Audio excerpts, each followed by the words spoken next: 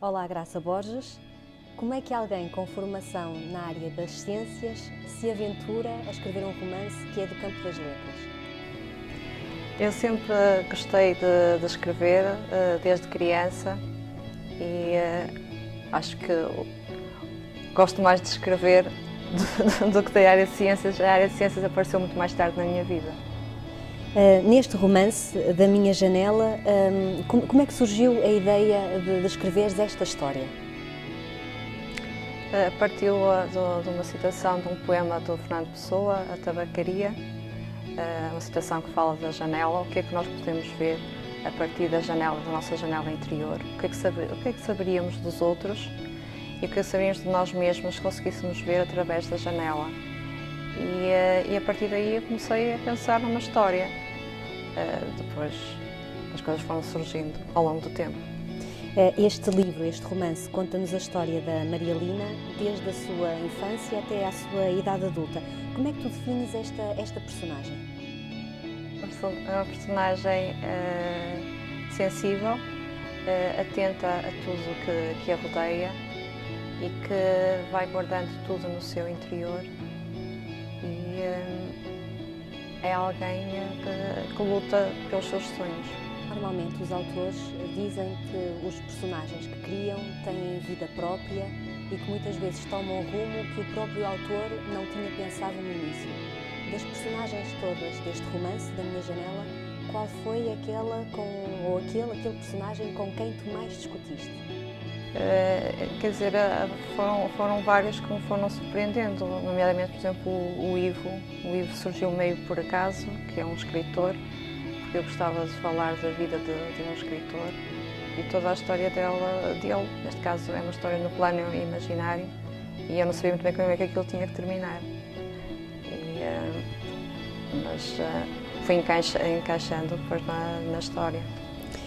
O rumo deste romance, e a propósito de dizeres que a meio da escrita houve personagens que não tinhas pensado inicialmente, desde o início em que te propuseste escrever o romance até ao final, quantos desvios é que a história teve?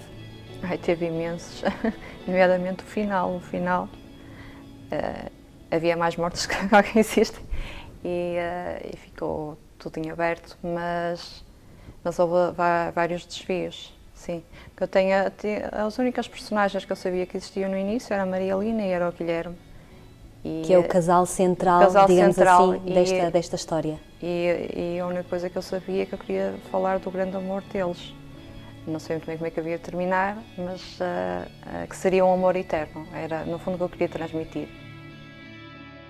A grande parte da história estava escrita, mas havia as ligações em alguns momentos que não estavam muito bem, e depois eu reescrever algumas coisas para fazer as ligações, é que custou mais.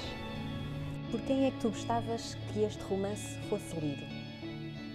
Por alguém que tenha a capacidade de sonhar, que tenha a capacidade de se deixar interrogar por muitas questões que este livro levanta da nossa existência.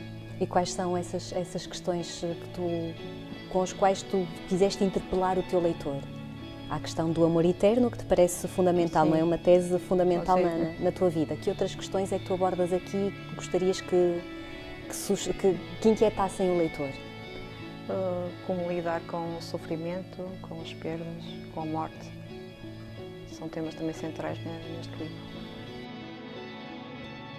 O que é que nós podemos ver da tua janela interior? Depois de lermos este romance, o que é que nós podemos ficar a saber da autora que não saberíamos antes de ler este livro? Conhecer melhor a minha sensibilidade e as coisas que são fundamentais para mim.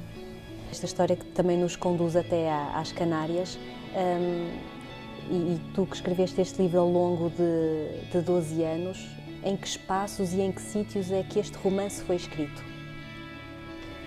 Foi escrito em Santo Tirso, que é onde passo normalmente as férias, e foi escrito no Porto, grande parte do livro. O romance termina deixando ao leitor, pelo menos eu assim interpreto, a hipótese de quase que completar a história, porque o final não está traçado por ti. Foi para deixares ao leitor a possibilidade de continuar a história ou é já a pensar numa sequela? Eu tinha inicialmente uma pensada, mas depois achei que ficava melhor ficar em aberto, porque assim cada um termina como quer. Neste romance são característicos os abraços, porque é uma manifestação de afeto que quiseste sublinhar nesta obra por entenderes que vivemos um tempo em que nos abraçamos pouco? Sim, acho que os abraços nunca são demais, embora quem tenha dito que neste livro são, mas penso que nunca são. Mas como neste romance acaba por existir também muito sofrimento, eu coloquei mais abraços para tentar curar esse sofrimento.